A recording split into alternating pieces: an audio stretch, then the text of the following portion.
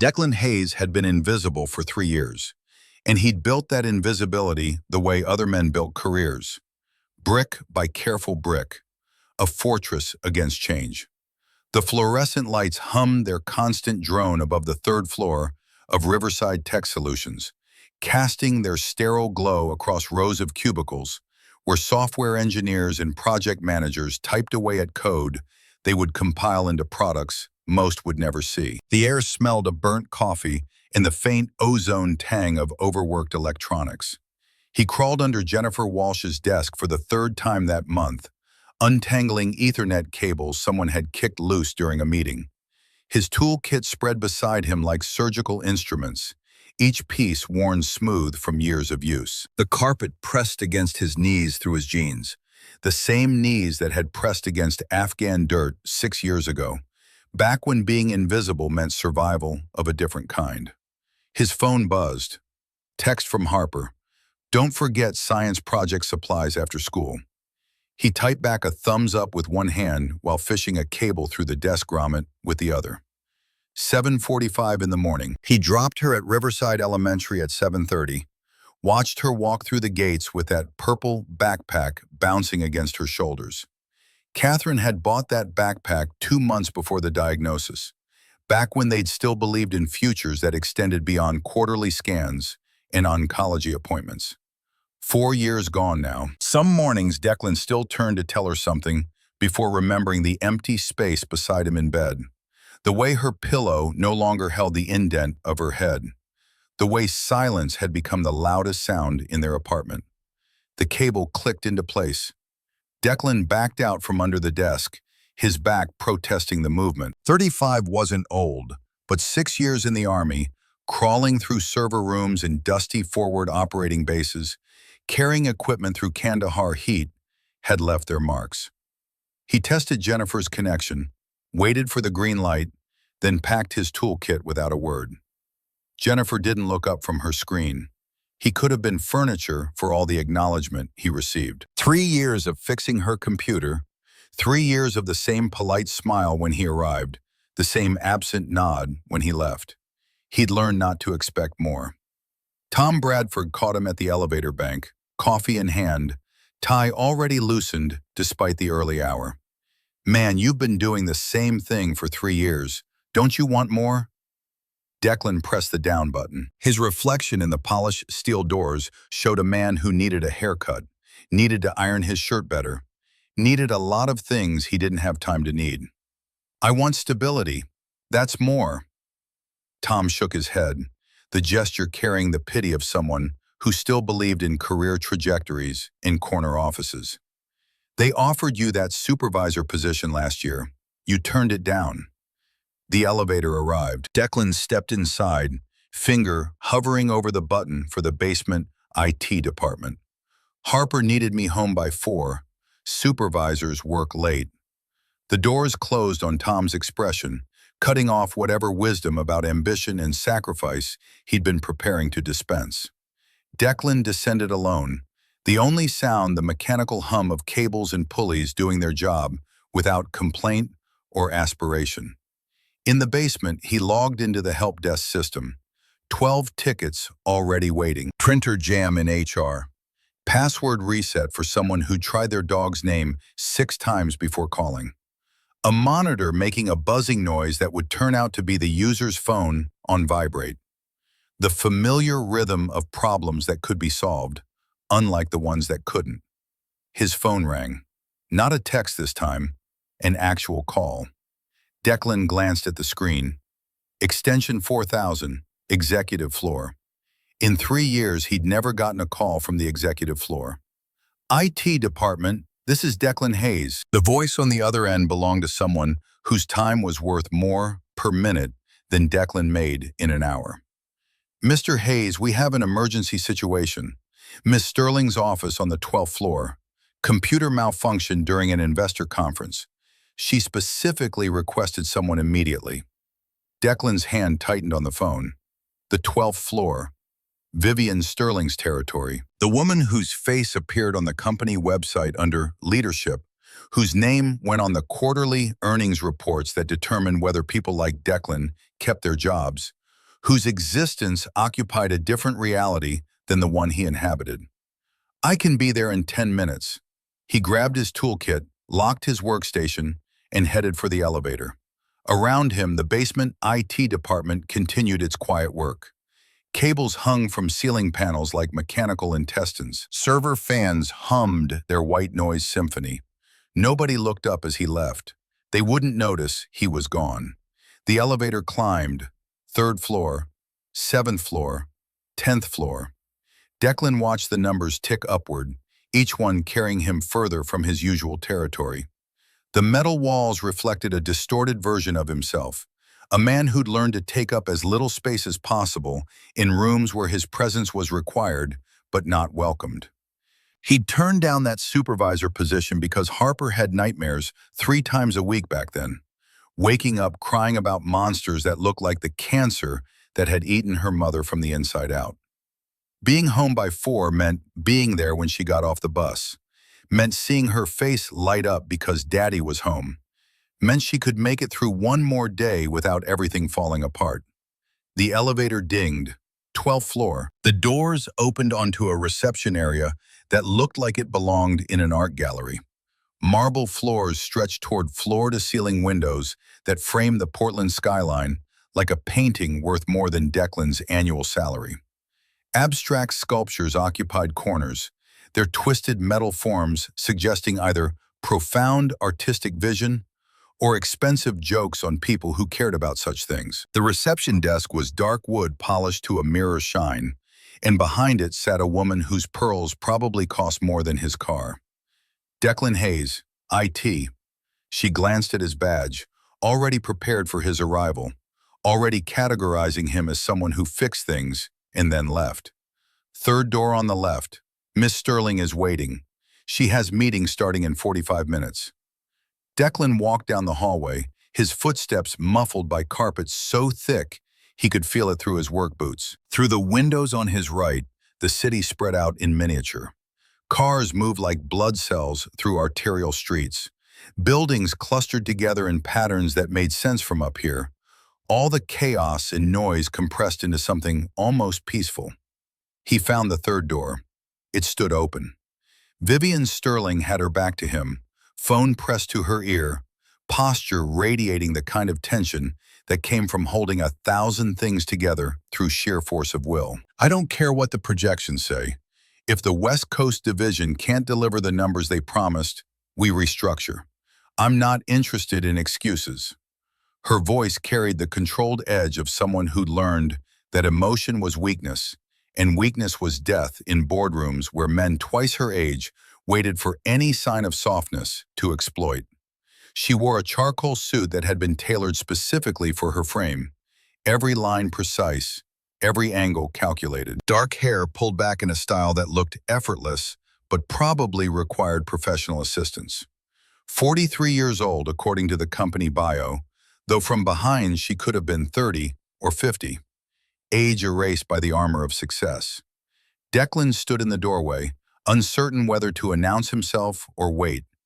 The office occupied what had to be a quarter of the entire floor. 3 monitors sat dark on a desk the size of Harper's bed. Bookshelves lined one wall, filled with business texts and framed awards that meant nothing to anyone except the people who gave them and the woman who'd earned them. No personal photos, no artwork chosen for enjoyment rather than investment value. Nothing that suggested a human being actually spent 60 hours a week in this space. Vivian finished her call and turned. Her eyes swept over Declan with the practiced assessment of someone who made billion-dollar decisions by reading balance sheets and body language. For a moment, something in her expression shifted, became fractionally less sharp, though Declan couldn't identify what had changed or why. You're from IT. Not a question, a statement of categorization, filing him into the appropriate mental folder before moving on to more important matters. Yes, ma'am. Declan Hayes. I got the call about a system malfunction. It froze during a video conference 20 minutes ago. Won't restart properly. She gestured toward the desk. Declan set his toolkit down carefully, hyper-aware of the neat document stacks arranged across the surface, the kind of organization that suggested someone who controlled chaos through relentless discipline. He powered down the system completely, checking connections with practiced efficiency. Vivian didn't leave. She moved to the windows, arms crossed, watching him work with the same focused intensity she'd probably used in 1,000 negotiations. The silence stretched. Declan had learned to work while being observed, to ignore the hovering presence of people who needed to understand how their machines worked, but couldn't quite grasp that the solution was almost always simpler than they feared. But Vivian's observation felt different. She wasn't watching to understand. She was watching to measure, to calculate, to determine something Declan couldn't identify. He initiated a hard restart. The monitors flickered to life one by one. Startup sequence loaded. Error messages scrolled past. He watched for warning signs, anything that might indicate deeper problems. The main screen loaded her desktop. Clean, organized, folders labeled with project codes and fiscal quarters. Nothing personal except the background image starting to materialize. Declan's hand froze over the keyboard. It wasn't supposed to be visible. Normally, the system would load straight to the login screen, security protocols preventing unauthorized access. But something in the crash had disrupted the sequence, and now the background image filled the center monitor in full resolution. Vivian Sterling stood by Crater Lake. Not the Vivian in this office, encased in designer armor and corporate composure. This Vivian wore jeans and a flannel shirt, standing on rocky shore with the impossibly blue water of Crater Lake stretching behind her into distance. No makeup that Declan could detect. Hair loose around her shoulders, moving slightly in whatever wind had been blowing that day. She was smiling. Not the controlled expression from company photos or press releases, but something genuine and unguarded. The kind of smile that came from being somewhere she actually wanted to be, doing something she'd chosen rather than scheduled. The sunlight caught her face in a way that made her look younger. Not younger in years, but younger in the way people look when they remember what joy feels like without having to manufacture it for quarterly earnings calls. Declan reached for the keyboard to close it, to get to the login screen as quickly as possible and pretend he hadn't seen this glimpse into a life that wasn't his business. "Stop!" Vivian's voice cut through the quiet. Declan's hand stopped halfway to the keyboard. He looked up and found her standing much closer than before, close enough that he could see the exact moment her expression changed from neutral observation to something harder to read. She stared at the screen, at her own image reflected there.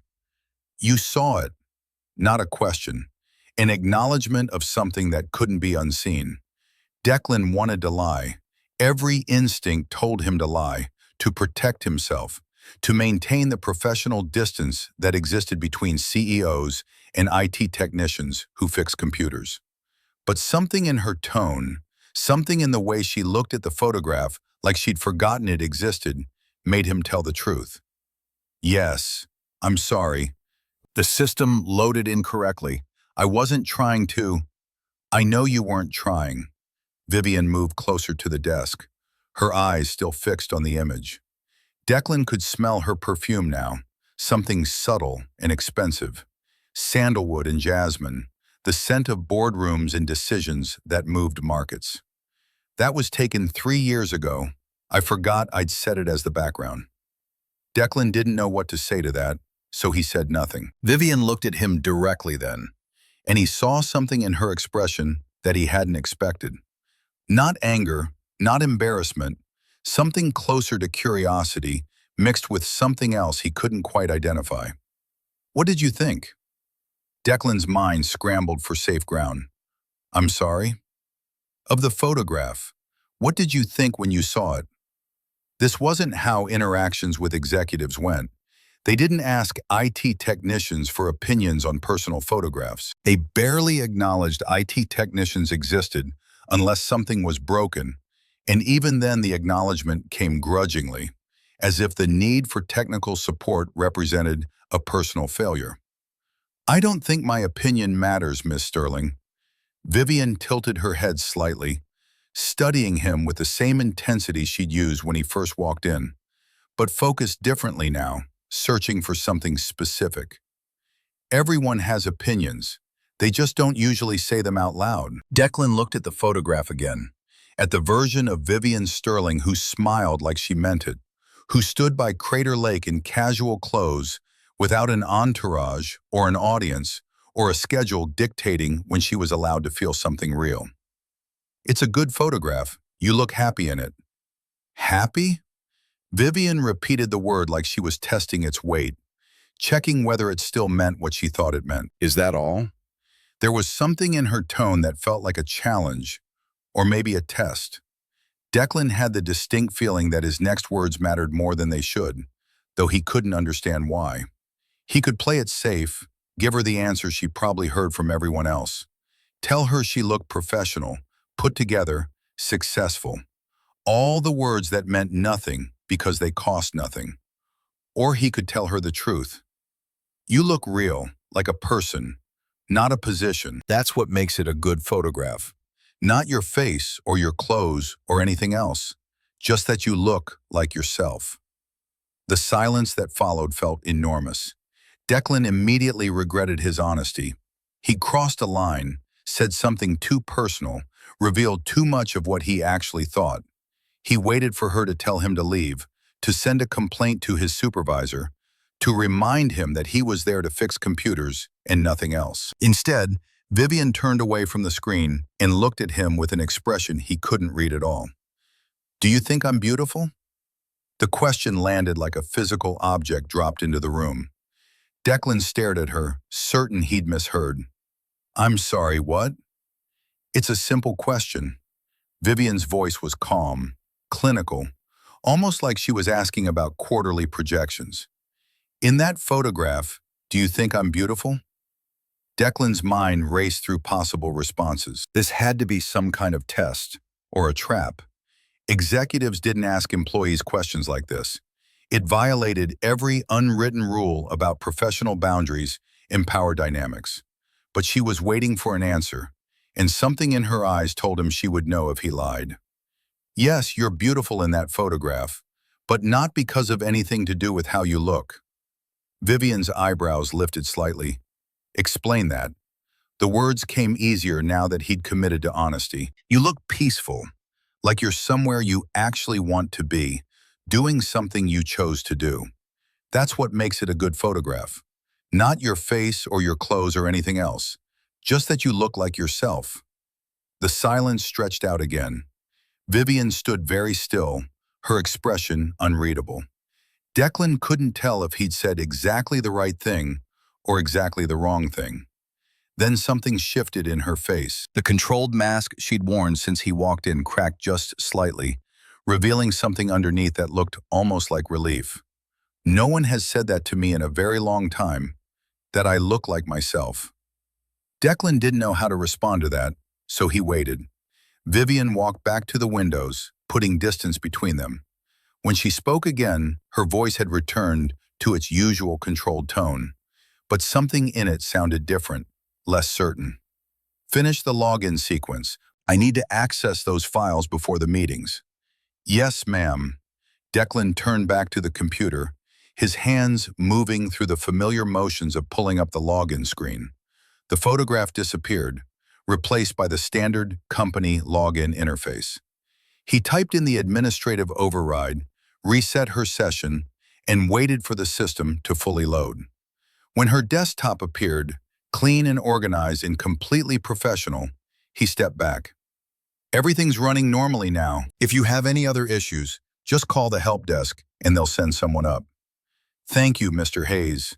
Declan gathered his toolkit and headed for the door. He was almost in the hallway when her voice stopped him. Declan. He turned back. She was still standing by the windows, backlit by the morning sun streaming through the glass.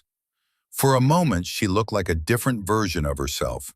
Someone caught between the person in the photograph and the CEO in the corner office. Thank you for being honest with me. Most people aren't. Declan nodded, unsure what to say to that. Then he left, closing the door quietly behind him. The elevator ride back down to the third floor felt different than the ride up. Declan couldn't shake the feeling that something had shifted, though he couldn't identify exactly what. He kept replaying the conversation in his mind, analyzing every word, trying to understand what had actually happened in that office. By the time he got back to his desk, his phone was already buzzing with 3 new help tickets. Someone's printer was jammed. Someone else couldn't access their email. Normal problems, regular work. But Declan couldn't stop thinking about the photograph by Crater Lake, or the question Vivian Sterling had asked him, or the way she'd looked when he told her the truth. He spent the rest of the day moving between floors, fixing computers, resetting passwords, explaining for the 100th time that turning it off and on again actually did solve most problems. At 3:30, his phone buzzed with a reminder to pick up Harper. He locked his workstation, grabbed his keys, and headed for the parking garage. The Honda started on the third try, a familiar struggle that meant he needed to replace the battery soon, but probably wouldn't until it died completely and left him stranded somewhere inconvenient. Harper climbed into the passenger seat with her purple backpack trailing behind her, already talking about the science project her class was starting next week. We get to pick partners, and Maya said she wants to work with me. So that's good because she's really smart and won't make me do all the work like Justin did last time. Declan pulled away from the curb, half listening to Harper's stream of consciousness recap of her day, while his mind kept drifting back to the 12th floor, to the photograph, to the question Vivian Sterling had asked him. "Dad, are you listening?" He focused on his daughter's face in the rearview mirror, on the way her eyebrows drew together in that expression of 8-year-old skepticism she'd perfected over the past year. "Maya's your partner. That's great, sweetheart." Harper gave him the look that said she knew when he was only pretending to pay attention. "I said Maya might be moving to California. Her dad got a new job." Declan's chest tightened. He knew what it meant for Harper to lose her best friend, knew how hard she worked to let people in after losing her mother, knew that every loss reinforced the lesson that loving people meant risking the pain of losing them. "That's hard. I'm sorry." "It's okay, she hasn't moved yet, and we can still video chat." They stopped at the grocery store on the way home. Harper wanted the cereal with the cartoon character on the box. Declan said no, then yes when she pointed out it was actually cheaper than the healthy kind he usually bought. Small victories in the ongoing negotiation that was single parenthood. They got home to their apartment in Riverside, a 2-bedroom in a building that had been nice in the 80s and was now just affordable. Harper did her homework at the kitchen table while Declan made dinner. Spaghetti, again. He'd promised himself he'd learn to cook more variety, but spaghetti was easy, and Harper didn't complain, and some nights that was all he had energy for. After dinner, after homework, after the bedtime routine that had become their ritual for holding normalcy together, Declan sat in his kitchen with his laptop open and coffee going cold beside him. He thought about the gap between who people appeared to be and who they actually were, about how Vivian Sterling probably went home to some penthouse apartment every night, surrounded by luxury and success, and felt completely alone. About how he'd spent 3 years making himself invisible because visibility meant risk, and risk meant potential loss, and he couldn't afford to lose anything else. His phone buzzed. Text from Tom. "Heard you got called to the executive floor today." "What was that about?" Declan typed back. "Computer crash. Fixed it. No big deal." But it felt like a big deal.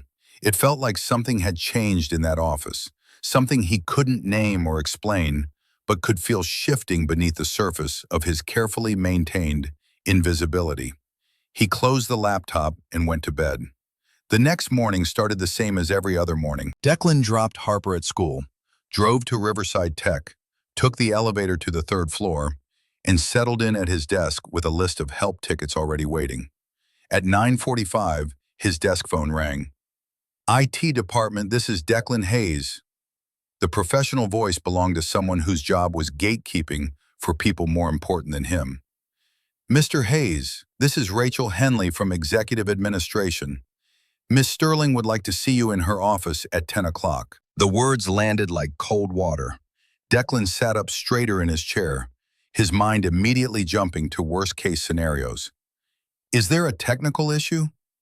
Miss Sterling didn't specify. She just requested your presence at 10 o'clock. The line went dead. Declan stared at his phone for a long moment. Around him, the third floor continued its normal rhythm. Keyboards clicking, quiet conversations, the hum of the air conditioning. He looked at the clock. 9:46. 14 minutes to figure out what he'd done wrong and how to fix it. Except he replayed yesterday's conversation in his mind for the 100th time and couldn't identify anything wrong. He'd been honest, maybe too honest, but she'd asked.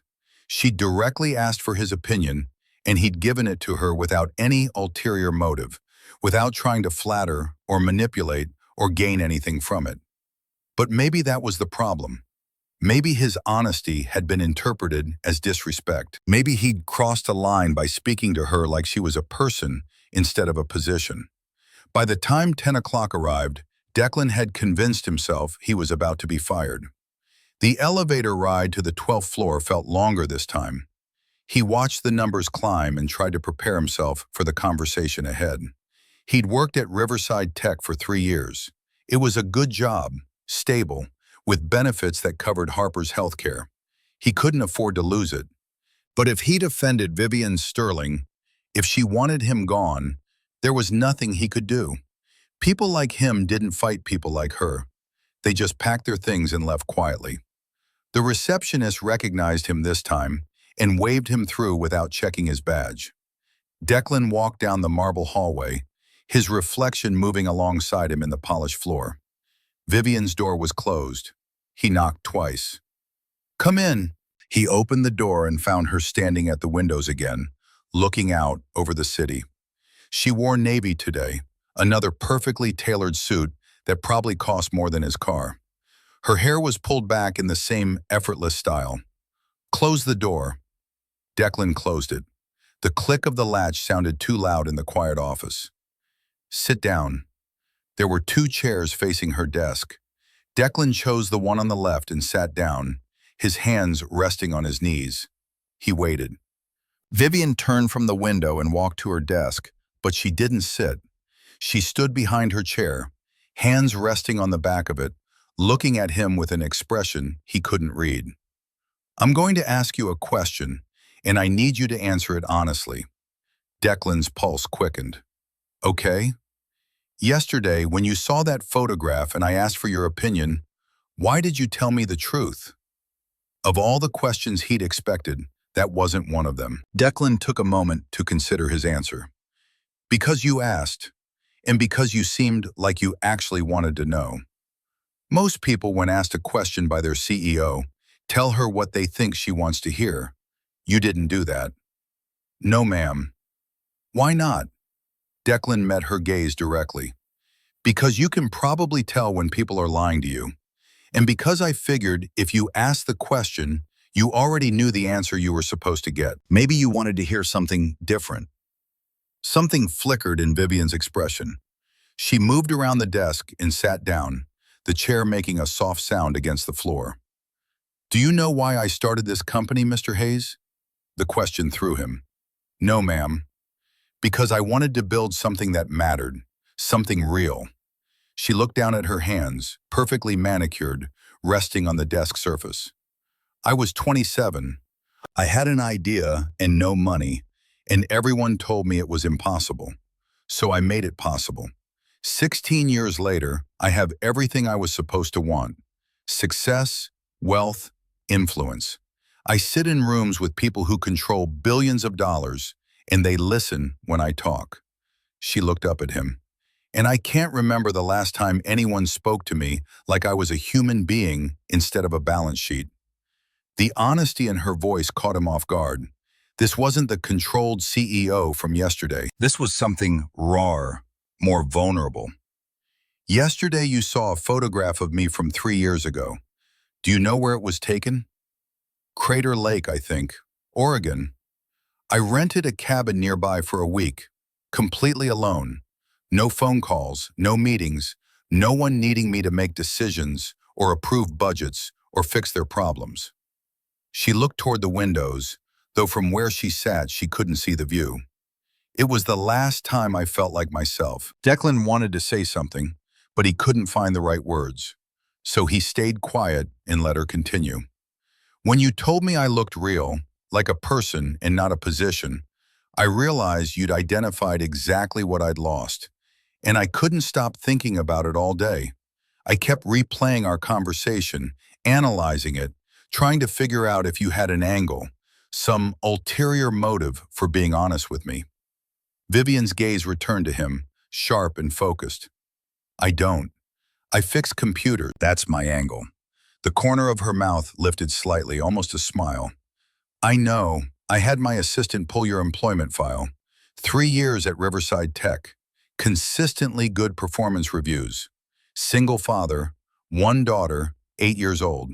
You live in an apartment in Riverside, drive a Honda Accord, and have never asked for a promotion or a raise beyond the standard annual increase.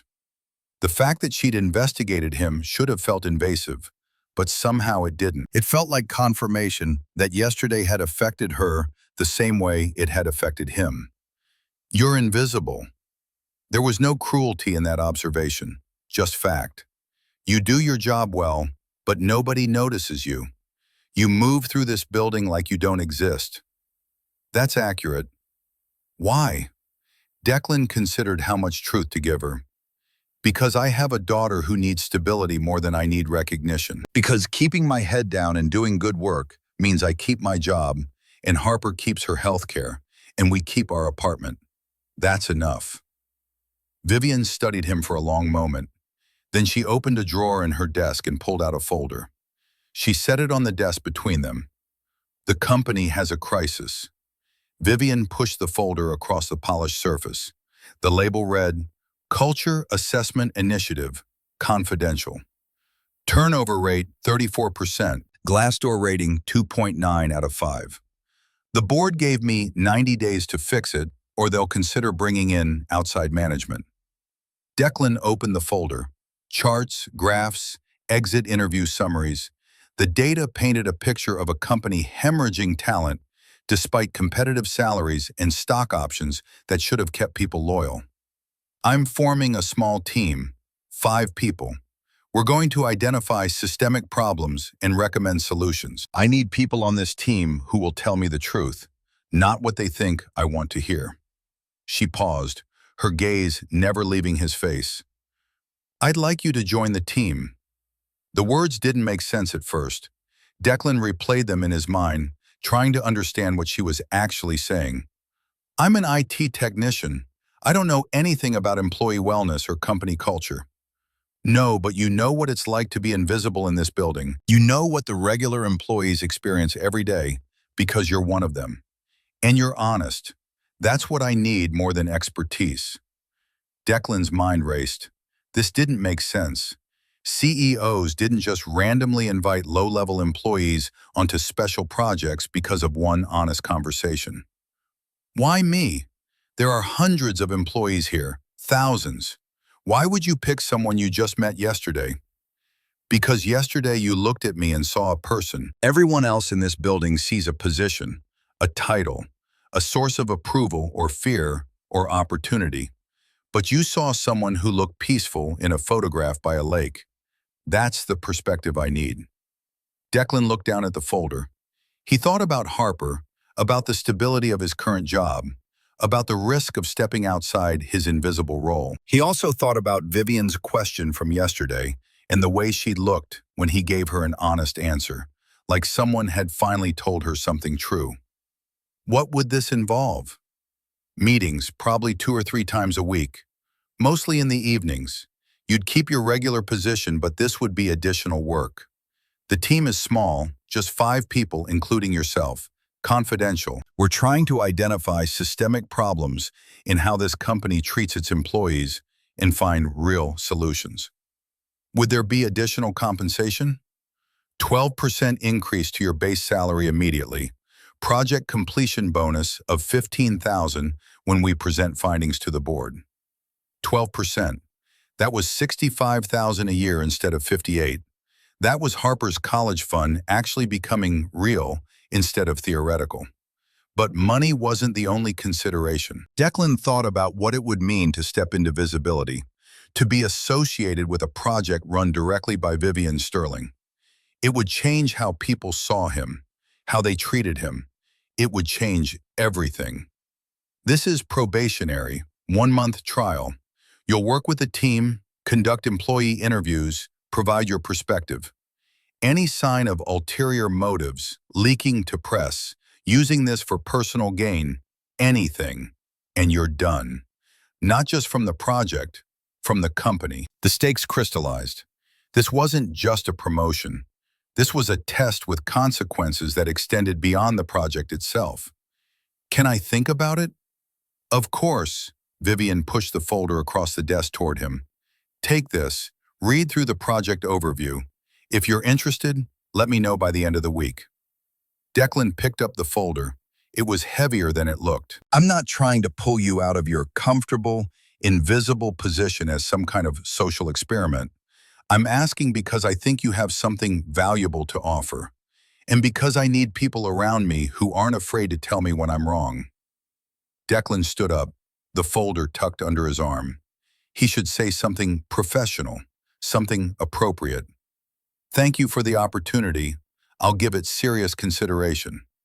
Instead, the words that came out were different. You should go back to that lake sometime, the one at Crater Lake. You looked happy there, like yourself. Maybe you need that more than another successful project. He left before she could respond, closing the door quietly behind him. That evening, after picking up Harper from school, after homework and dinner and the bedtime routine, Declan opened the folder. Inside was a detailed project overview, timelines, goals, team structure, everything professional and organized, and exactly what he'd expected, except for a handwritten note on the first page in neat script. Thank you for seeing me, V.S. Declan read it 3 times. Then he closed the folder and sat in his kitchen, staring at nothing, wondering what he was going to tell her by the end of the week. Wednesday evening, Harper sat across from him at the kitchen table. Her math homework spread between them like evidence of a simpler world where problems had clear answers. Dad, you're distracted. Just thinking about work. Is it bad thinking or good thinking?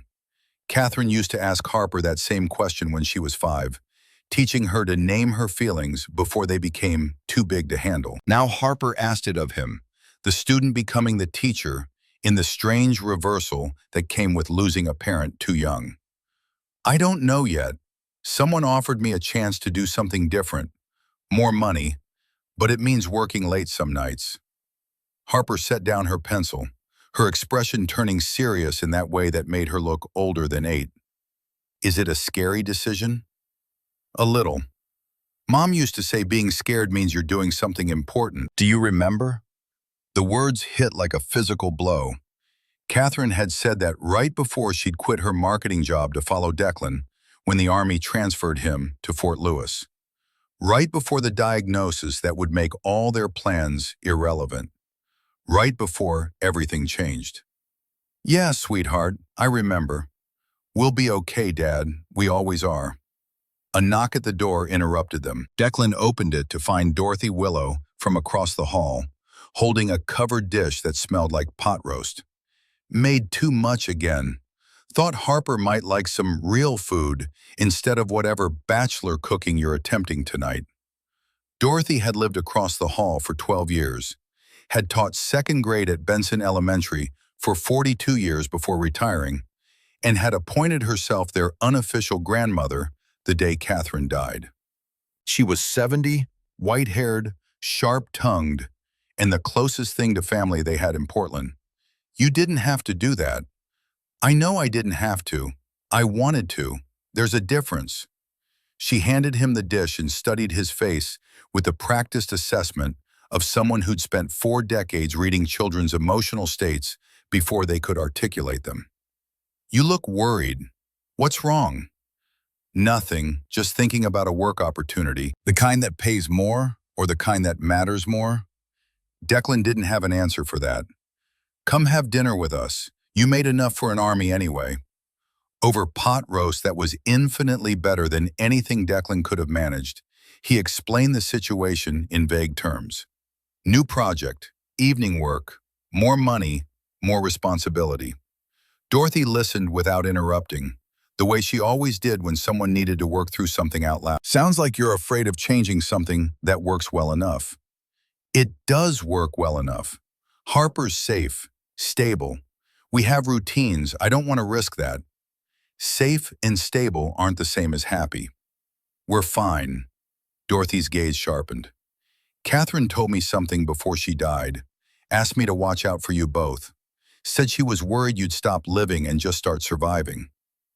The words landed harder than Declan expected. Harper had gone to her room to finish homework, leaving the adults alone with truths that required privacy. She made me promise to kick you in the rear end if you ever forgot how to be more than just Harper's father. You're a person too, Declan. You're allowed to want things, to grow, to take chances.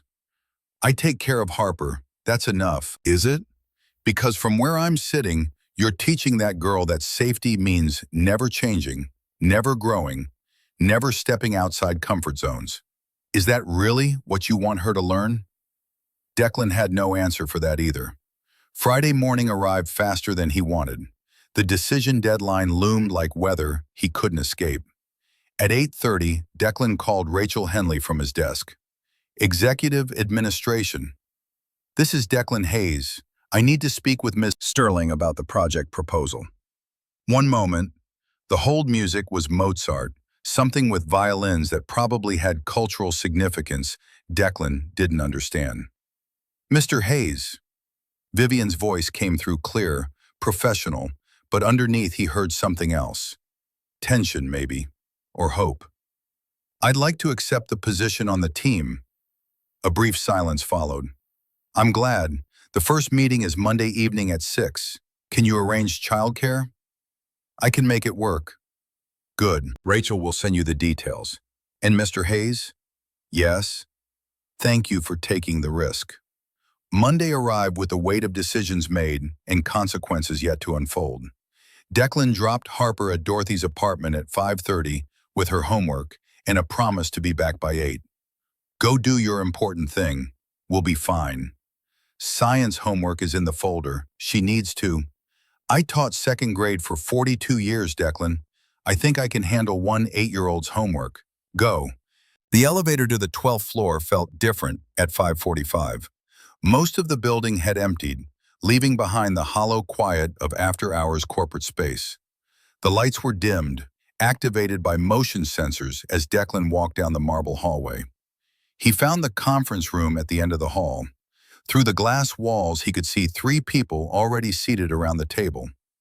Declan pushed open the door. All 3 looked up. The man closest stood and extended his hand. He was mid-40s with salt and pepper hair, military bearing, the confident posture of someone who'd won arguments in boardrooms and battlefield command posts. You must be Declan Hayes. Braden Thornton, COO. They shook hands. Braden's grip was firm to the point of challenge. This is Dr. Helena Blackwood from Human Resources, Jackson Pierce from Product Development, and Evelyn Crawford, our legal counsel. Declan shook hands with each, noting the curiosity in their expressions. They were probably wondering the same thing he'd wondered. Why was an IT technician on this team? The door opened and a 5th person entered. Richard Caldwell, board member, 68 years old, silver hair, expensive suit. Declan recognized him from company all-hands meetings where Caldwell sat in the front row looking perpetually skeptical. Braden's expression when he saw Declan sitting at the table mixed doubt with something darker. I didn't realize IT was invited to strategic discussions. Before Declan could respond, Vivian walked in. Everyone stood automatically. She waved them back down with an efficient gesture and took her seat at the head of the table. Thank you all for agreeing to be part of this project. Her voice carried the same controlled authority Declan had heard during that first phone call about West Coast projections. This team was selected because each of you brings a perspective I need. Braden, You understand operational realities. Helena, you have direct insight into employee concerns through HR. Jackson, you know the challenges of product development timelines. Evelyn, you understand legal frameworks. She turned to look directly at Declan. And Mr. Hayes is here because he understands what it's like to be invisible in this company. The bluntness made everyone turn to look at him. Declan felt heat rising in his face but kept his expression neutral. The goal of this project is simple. I want to identify why talented people leave this company, why morale is declining despite competitive salaries, and what we can do to fix it. But I don't want surface-level solutions. I want to understand the real problems. The meeting lasted 2 hours.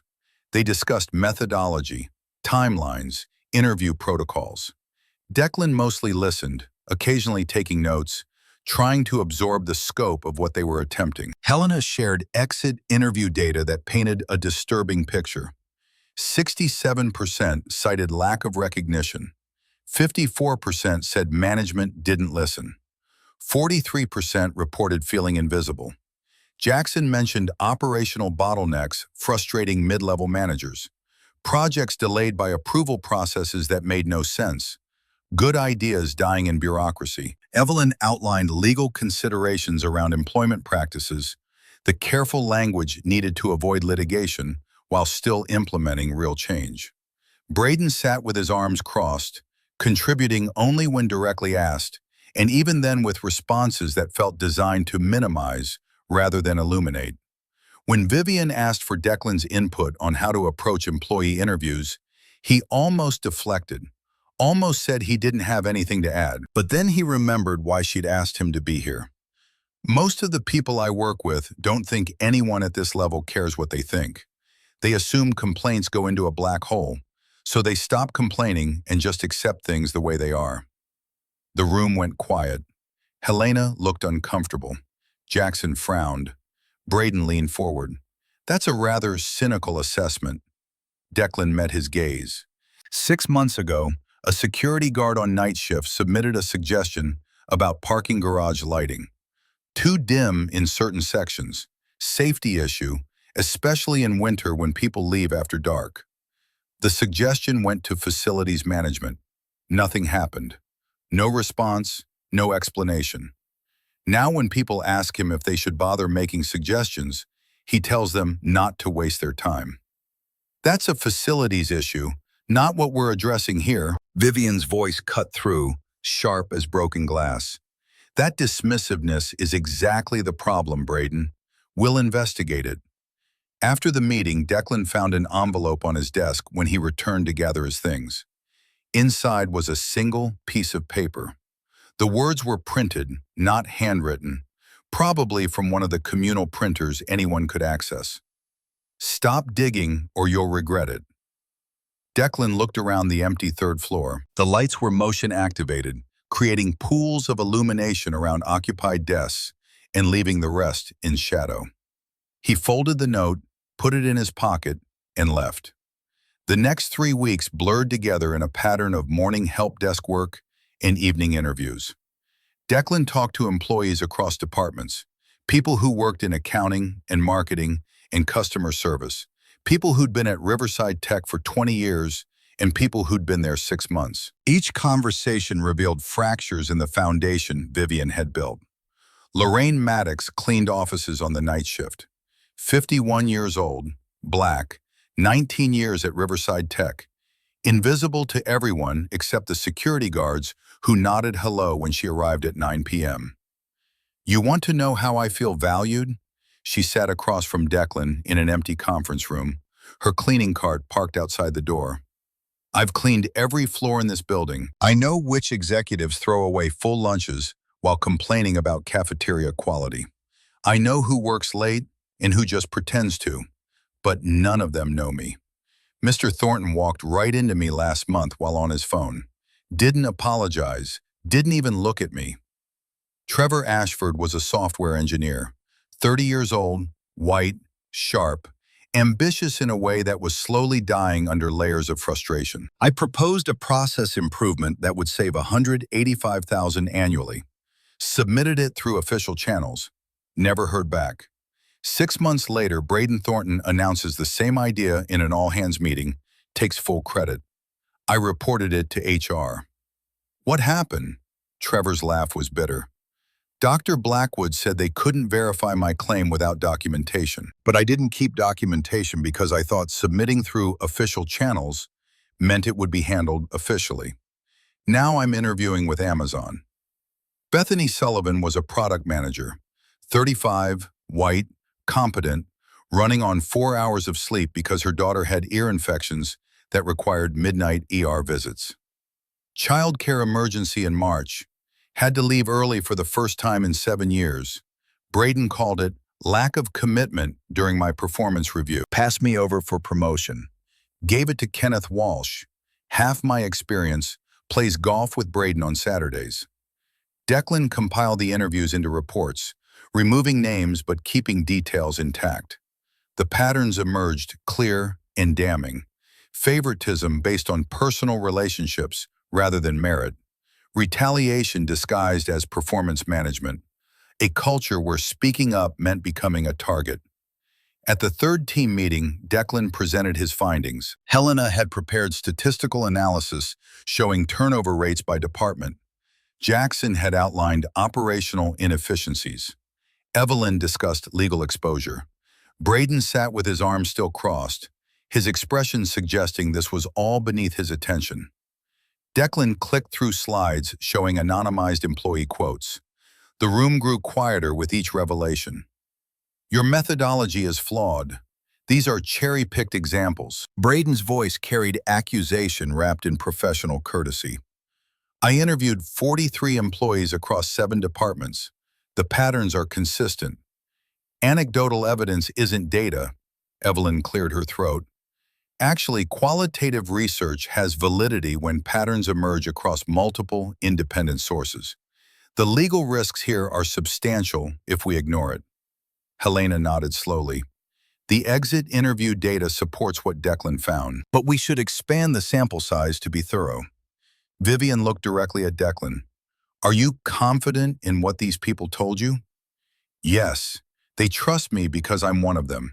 They won't talk to executives the same way. Vivian turned to the rest of the table. Then we continue. Declan's access to employee perspectives is exactly why he's here. Braden's look carried pure hostility. After the meeting, walking to the elevator, Declan felt the weight of that gaze following him like something physical. The sabotage started subtle. Week 5, Declan's access badge mysteriously deactivated during a security review that affected only his badge. 6 hours to reactivate, missing 2 scheduled interviews. Interview subjects suddenly became unavailable. Meetings canceled without notification. Declan would arrive to conference rooms to find employees apologetic but confused. I didn't get any cancellation notice. Neither had Declan, but someone had sent emails from accounts that looked official enough to fool people who were nervous about participating in the first place. Tom caught him by the coffee machine Friday afternoon. Dude, people are talking, you're making enemies. Declan poured coffee he didn't want. What people? Operations sent a memo to all department heads, said the wellness project may require staff time, recommended minimizing cooperation. When was this? Yesterday. Braden Thornton's signature. Declan brought the memo to Vivian. She listened, her expression hardening with each detail. I'll look into it. 2 days later, she called Declan to her office. Evidence spread across her desk. Braden's memo. Emails reassigning 3 employees who'd spoken to Declan to different locations. Calendar invitations canceled from accounts that had been compromised. I confronted him privately. Vivian's voice was controlled, but Declan heard the anger underneath. He said the project threatens his department, that I'm looking for problems I'll create myself if I dig hard enough. What did you say? I told him to fix whatever he's hiding or I will. He said the board won't back me, that half of them think I'm having a midlife crisis. The implications settled between them like smoke. This wasn't just about employee culture. This was about power and who controlled it. That evening, Declan came home to find Harper doing homework alone at the kitchen table. 7:30 instead of 6. Dorothy had helped with dinner, left a note saying Harper ate the casserole she'd brought over. Harper didn't look up from her math worksheet. "You're late again." "I know, sweetheart, I'm sorry." "Dorothy said you're working on something important." Declan sat down across from her. "I am." Harper put down her pencil, her voice smaller than it should be. "Dad, you're different." The words echoed what Dorothy had implied, what Tom had suggested, what Declan felt every time he looked in the mirror lately. "Different how?" "You're always tired. You don't laugh anymore. You're always thinking about work." Guilt pressed down like physical weight. "I'm sorry. This project is just—" "Are we okay?" Harper's voice cracked. "Are you going to lose your job?" Declan reached across the table, taking her small hand in his. "What? No, why would you think that?" Tears welled in Harper's eyes. "Because you're changing, and when things change, bad things happen, like with Mom." The connection gutted him. When Catherine got sick, everything changed. Schedules, routines, the fundamental architecture of their lives. Then Catherine died, and change meant loss, meant fear that any deviation from careful stability would shatter what remained. "Nothing bad is going to happen, I promise." Even as Declan said it, he wondered if it was true. Could he keep that promise while pursuing this project? Could he maintain the invisible safety he'd built while stepping into visibility? Dorothy knocked softly, entering with her spare key. "I heard voices. Just wanted to check if you're both okay." Harper wiped her eyes quickly. "We're fine, Mrs. Willow. Thank you for dinner." The older woman looked at Declan with an expression that said she understood more than she'd been told. "Declan, I can help more. Pick her up from school on project nights. Make dinner. You need support." Pride warred with need. Declan had spent 4 years proving he could handle single parenthood alone, that he didn't require help, that he was enough for Harper despite everything they'd lost. "I can't ask you to." "You didn't ask. I'm offering. That child needs consistency, and you need someone in your corner." Declan accepted because Harper's well-being mattered more than his pride. The 6th team meeting ran late, 9 p.m. Everyone exhausted, reviewing data that painted an increasingly damning picture of operations under Braden's leadership. When the others finally left, Declan stayed behind to pack his notes. Vivian remained at the table, her posture showing the first signs of fatigue he'd seen. "Stay a moment." Declan stopped gathering his papers. "Is something wrong?" "You look exhausted." The observation was simple, but it hit differently coming from her. "My daughter asked if I'm going to lose my job. She's 8. She shouldn't worry about that, but she does. When her mother died, everything in her world changed. Now I'm changing, and she's terrified." Vivian stood, walking to the windows that had become her anchor point in difficult conversations. "I understand that fear. I lost both parents when I was 23. Car accident on I-5, black ice, wrong place, wrong time. I was just starting this company. Everyone said I should grieve, take time. I worked instead. 18-hour days, 7 days a week for 2 years. Did it help? I built this." She gestured at the office, the building, the empire visible through the glass. "But I can't remember the last time I felt anything real. That photo you saw by Crater Lake, that was 3 years ago. That was the last time I felt like myself instead of this." Declan didn't know what to say, so he let the silence hold space for honesty. "Is it worth it? All this success but being alone?" Vivian turned to face him. "I don't know anymore. I have everything I'm supposed to want. But that version of me in the photograph, she knew how to be happy. I forgot." "Why did you really take this project? You could have stayed invisible, stayed safe." Declan considered lying, keeping the professional distance intact. "Because you asked, and because I'm tired of being invisible." Vivian's gaze held his. I see you too. Not the CEO, the person. Something shifted in the air between them, an acknowledgement of connection that went beyond professional collaboration. Vivian looked away first. I'm going to Crater Lake next month, to that cabin. I need to remember who I was before all this consumed me. Declan heard the words she wasn't saying, the invitation hovering in the space between them. You should. Everyone needs that. Vivian started to say something, stopped, started again. Would you? She shook her head. Never mind, it's inappropriate. What? Nothing, it's late. You should get home to Harper. Declan left feeling like they'd had a conversation in two languages simultaneously. One professional, appropriate, safe. The other something else entirely. Week 7 brought Garrett Sterling. Vivian called Declan's desk directly Tuesday morning, her voice tight with controlled tension. Emergency meeting. My office, now. He found her standing at her desk, staring at security monitor footage on one of her screens. A man in his mid-40s, expensively dressed, confident in the way people are when they're used to getting what they want, sat in the building's executive lounge with Richard Caldwell. Who is that? Garrett Sterling, my ex-fiancé. Declan looked at the screen more carefully.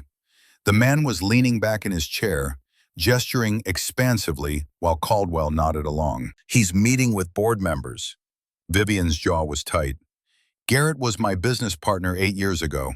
We were engaged, planning to marry, planning a merger with a Seattle tech firm that would have doubled our market reach. I discovered he was manipulating the deal, steering contracts to shell companies he owned, positioning himself to profit millions while the company took on all the risk. What did you do? Called off the wedding, forced him out of the company. He's been trying to get back in ever since through stock purchases, through relationships with board members, through any angle he can find. Declan processed the implications. If he's meeting with the chairman now, he's making a move, and the timing isn't coincidental. Vivian pulled up financial records. Garrett had been quietly buying Riverside Tech stock for 6 months. Not enough to trigger disclosure requirements, but spread across enough entities to accumulate significant holdings, 18% through various investment vehicles. He's been talking to board members privately, positioning himself as concerned investor. His pitch is that I'm emotionally unstable, making erratic decisions. The Wellness Project. Exactly. He's using it as evidence, calling it a vanity project, a waste of resources, proof I'm not thinking clearly. Declan felt the stakes multiply. What's his endgame? Co-CEO position, or force a board vote of no confidence. He has the relationships, the stock, the narrative. All he needs is for this project to fail. Vivian sat down, and for the first time since Declan had known her, she looked uncertain. I need this project to succeed. It's my proof I'm making the right decisions, not emotional ones. But if we fail, Garrett gets what he wants. The pressure had just intensified beyond employee wellness into something that could determine control of the entire company. Declan spent week 8 digging through data with new urgency. He reviewed employee turnover statistics by department. Braden Thornton's operations division stood out like a wound. 62% turnover compared to company average of 34%. Highest complaint rate to HR. Most exit interviews citing hostile management. He went deeper with Vivian's authorization, accessing expense reports and compensation data. The pattern was clear and damning. Braden had approved $150,000 in bonuses for his direct reports. All men, all white, all part of his inner circle. Meanwhile, he denied merit raises for 23 diverse employees in the same department who'd exceeded performance targets. Most damaging was an email thread from 2 years ago, a consultant report recommending culture improvement in operations. Braden's response, buried in the thread, employees need to toughen up. No action needed. The report had never reached Vivian. Braden had buried it.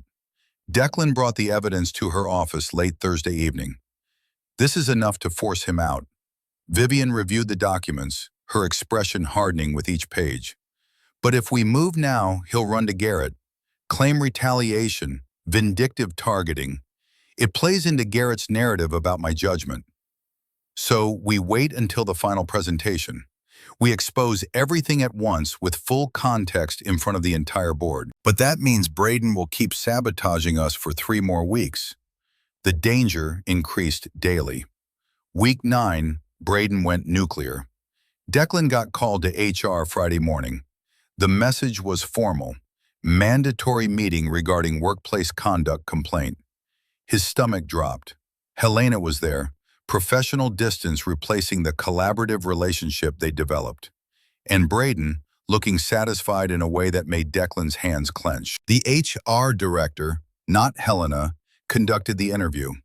Mr. Hayes, a complaint has been filed alleging inappropriate relationship with Miss Sterling. The words hit like ice water. That's not true. The complaint cites late-night meetings, private conversations others weren't party to, observable favoritism. Declan kept his voice steady despite rage building underneath. Ms. Sterling is my supervisor on this project. We discuss sensitive information. That's not inappropriate. That's confidential. There are documented instances of you and Ms. Sterling in private conversation. Extended discussions after team meetings when others had left. Braden's voice was smooth. I have to protect this company's integrity. The appearance of impropriety is as damaging as actual impropriety. Declan looked at Braden and understood this was retaliation for the evidence they'd gathered. This was chess, and Braden was sacrificing Declan to protect himself. Vivian was questioned separately. Declan waited in a conference room, walls closing in, career potentially ending because he dared to step out of invisibility. An hour later, the HR director returned. Our recommendation is suspension pending full investigation. Declan's world tilted. I haven't done anything wrong. Nevertheless, we must investigate thoroughly to protect all parties. Vivian appeared in the doorway. Her expression contained fury. Absolutely not. This is clear retaliation from Braden Thornton. Mr. Hayes discovered evidence of discrimination and misconduct in operations, and now Braden is manufacturing complaints to discredit him. The HR director shifted uncomfortably. Ms. Sterling, if you overrule our recommendation, it appears to confirm the inappropriate relationship. The trap closed perfectly. Protect Declan and look guilty. Don't protect him and let Braden win. Vivian's jaw tightened. I'm not suspending Mr. Hayes, but effective immediately, all project meetings will include the full team only. No private conversations. All communication will be documented. Mr. Hayes will report to Dr. Blackwood rather than directly to me. We'll eliminate any appearance of impropriety. The HR director nodded slowly. That's acceptable, but we'll be monitoring closely. After the meeting, Vivian pulled Declan into an empty conference room. I'm sorry. Declan's anger wasn't directed at her. You did what you had to. This means we can't. She trailed off, and Declan understood what she wasn't saying. The conversations they'd been having, the connection developing between them, the moments of honesty that had made this project more than just work. Talk. Really talk like we have been. Vivian's voice was quiet. I know. Declan felt the loss more acutely than he'd expected. I'll miss those conversations. So will I. They stood in the empty conference room, professional distance reasserting itself. The cost of continuing this fight suddenly personal in ways neither had anticipated. That evening, Declan sat in his apartment, trying to explain to Harper why he'd be working even later for the next few weeks, why Dorothy would be picking her up from school more often, why everything felt precarious despite his promises of stability. Harper listened with that too serious expression she got when processing adult problems she shouldn't have to process. Dad, do you love her? The question came from nowhere and everywhere. Harper, that's not. It's okay if you do. Declan stared at his daughter, this 8-year-old who'd already learned more about loss than most adults. What makes you think? The way you talk about her. The way you look when you mention her name. Like you used to look at Mom's picture when you thought I wasn't watching. Harper's hand found his. Mom would want you to be happy.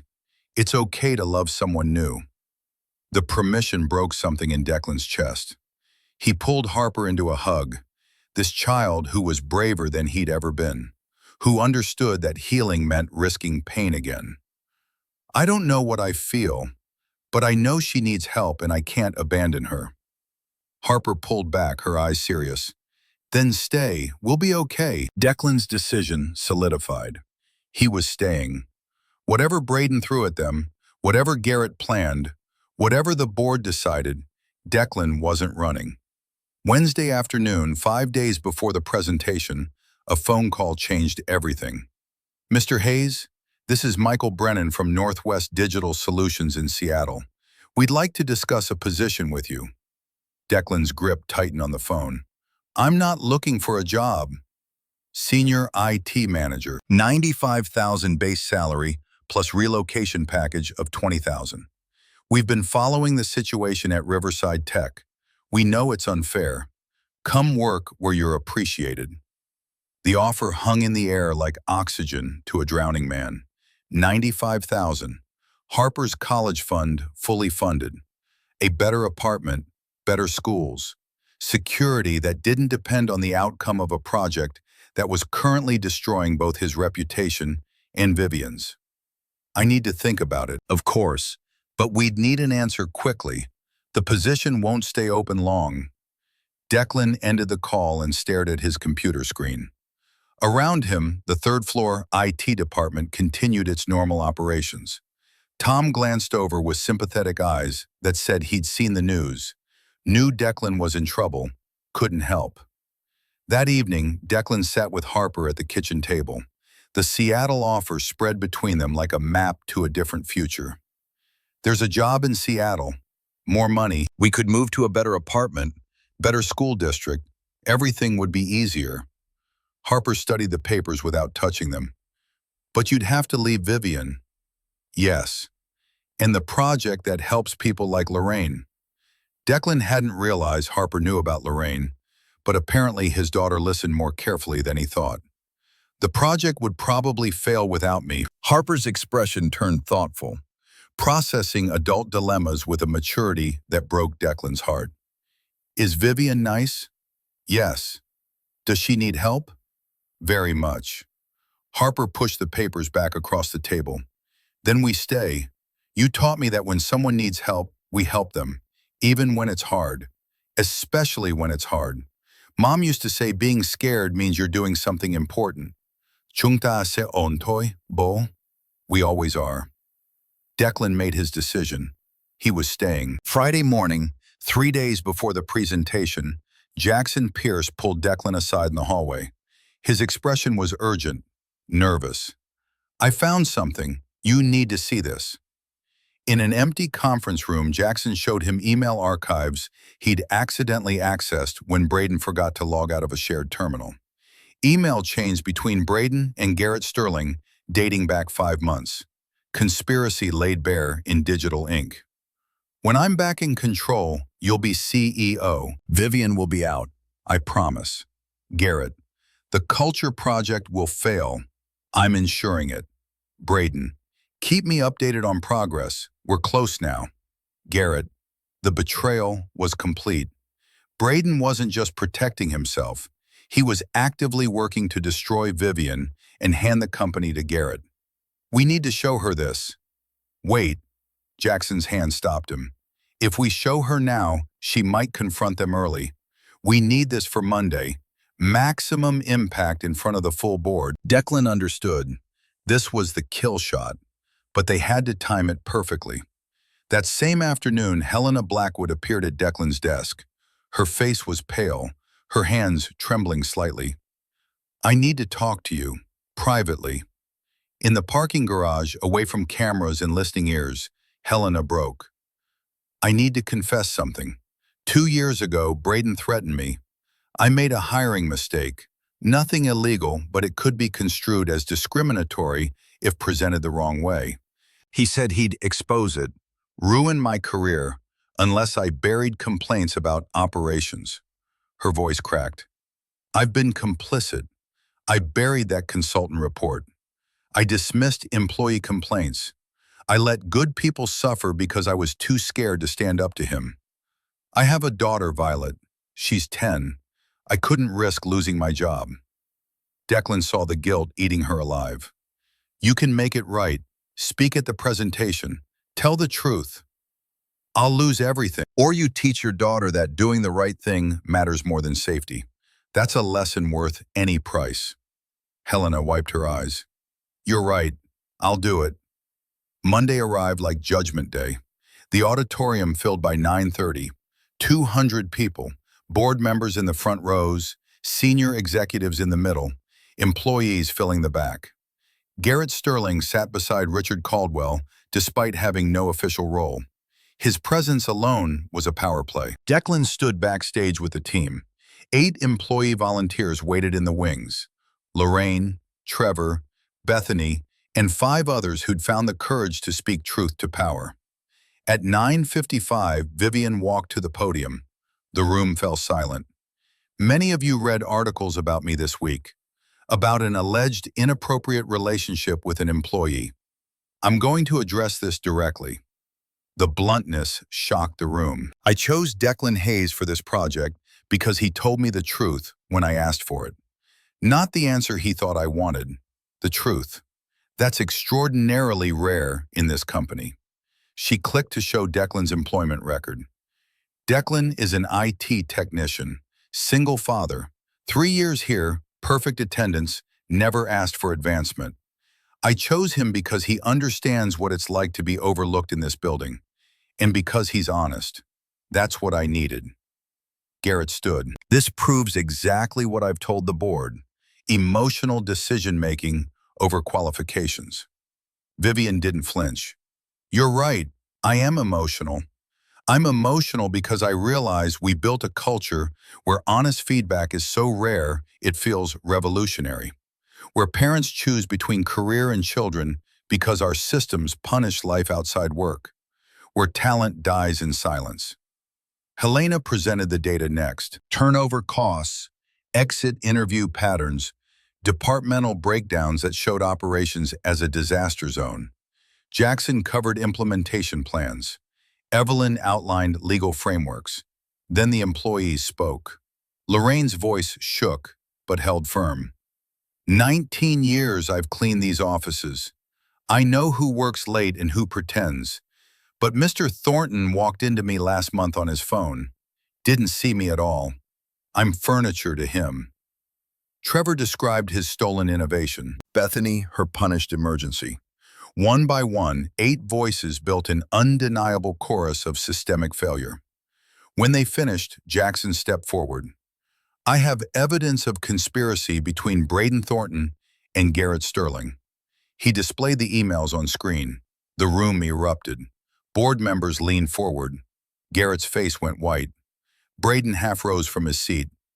These emails show Mr. Thornton deliberately sabotaging this project while coordinating with Mr. Sterling to engineer a takeover. This isn't about culture. This is corporate espionage. Braden's voice was ice.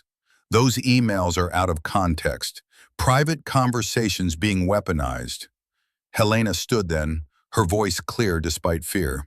I need to tell the truth. 2 years ago, Braden threatened me, made me bury a consultant report about operations culture. I was a coward. I chose my job over doing right. But I can't be silent anymore. The system fails when people like me stay quiet out of fear. I'm speaking now, whatever it costs me. Her confession landed like a bomb. Proof that the rot went deep, that good people had been compromised, that change was necessary, not optional. Vivian returned to the podium for final words. This project cost $1.2 million. Implementation will cost $12 million over 2 years. ROI is $35 million annually from reduced turnover alone. But the real value isn't dollars. It's remembering that companies are made of people. When we forget that, we lose everything that matters.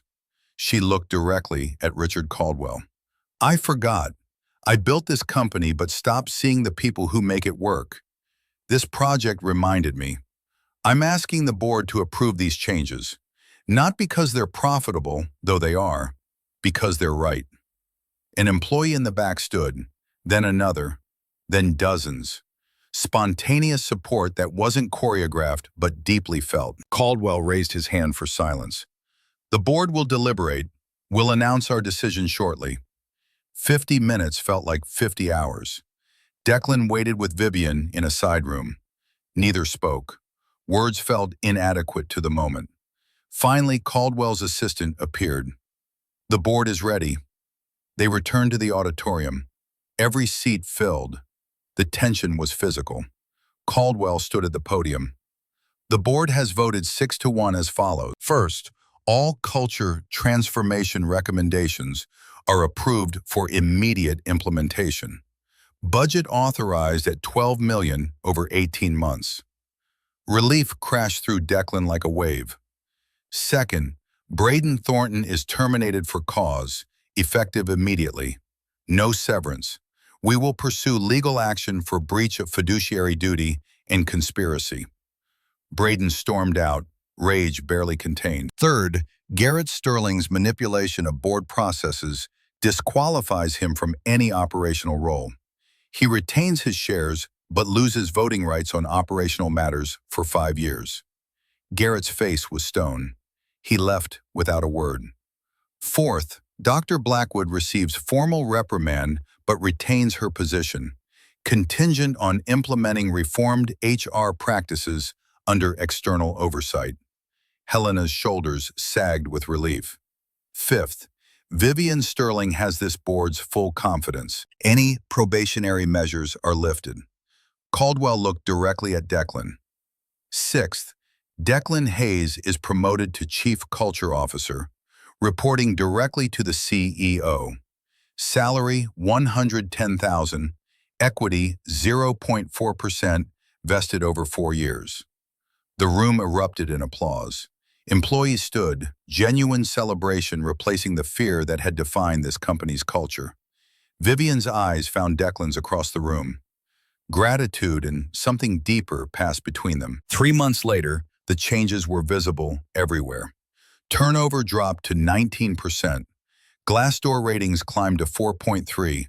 The stock recovered and grew 8% beyond pre-scandal levels. Declan worked from an office on the 11th floor, leading a team of 5 focused on employee experience. He still occasionally helped with IT problems, staying grounded in the reality he'd come from. Harper loved their new 3-bedroom apartment in the same Riverside neighborhood. Dorothy still helped, but Declan had flexibility to be home more. Vivian had transformed too. She'd promoted Evelyn Crawford to COO, delegating daily operations. She left by 6 most evenings, reconnecting with hiking, reading, cooking, life beyond spreadsheets. One Thursday evening, Vivian appeared at Declan's apartment door. Harper was at Dorothy's doing homework. I bought it, the cabin by Crater Lake. I'm going this weekend, 4 days. She took a breath. I'd like you and Harper to come with me. Not as CEO and Chief Culture Officer, as Vivian and Declan. And Harper. Declan's heart raced. I need to ask Harper first. That night, Harper drew a picture. 3 stick figures by blue water. Do you love her, Dad? I think I could, if we give it a chance. How do you feel about that? Harper pushed the drawing across the table. Mom would want you happy. We should go. Saturday morning, they drove to Crater Lake. Dorothy came too, at Harper's insistence, in Vivian's warm invitation. The first day was awkward. The second day, Harper taught Vivian to skip stones. You have to flick your wrist like this. Vivian laughed, really laughed, for the first time in longer than she could remember. The third evening, Dorothy took Harper for ice cream in town, leaving the adults alone. Declan and Vivian stood on the rocky shore, the impossibly blue water reflecting sunset. I forgot this feeling, being just me. Declan took her hand. I like just you. I'm scared. What if I mess this up? What if work consumes me again? Then I'll remind you, that's what people do when they care about each other. Vivian's eyes glistened. Is that what we're doing? Caring about each other? I think we've been doing that since the moment I saw that photo. Dorothy took a picture of the three of them, Declan, Vivian, Harper, on the exact spot where Vivian had stood alone 3 years ago. Harper studied the image. We look like a family. Vivian knelt to Harper's eye level. Would that be okay with you, if we tried? Harper's face turned serious, 8 years old processing grown-up questions. Will you be nice to my dad? I'll try my best every single day. Will you come to my science fair? I wouldn't miss it. Harper hugged Vivian tight. Okay, but you have to help with homework sometimes, and remember my birthday. Vivian hugged back, tears finally falling. Deal. As the sun set over the Cascade Mountains, Declan held Vivian's hand. Harper splashed in the shallows nearby, her laughter carrying across the water. Dorothy watched from the cabin porch, smiling with the wisdom of someone who knew love when she saw it. Vivian took out her phone and set the new photo as her background. This time, she wasn't alone. 3 people who'd been lost had found each other. Not in a boardroom or a crisis, but here, in a moment of simple peace. Thank you for seeing me. Vivian's whisper was barely audible over the water. Thank you for letting me. Declan's reply carried everything they'd both needed to hear. The last light faded from the sky. A family began where 2 broken people and 1 brave child had dared to hope again.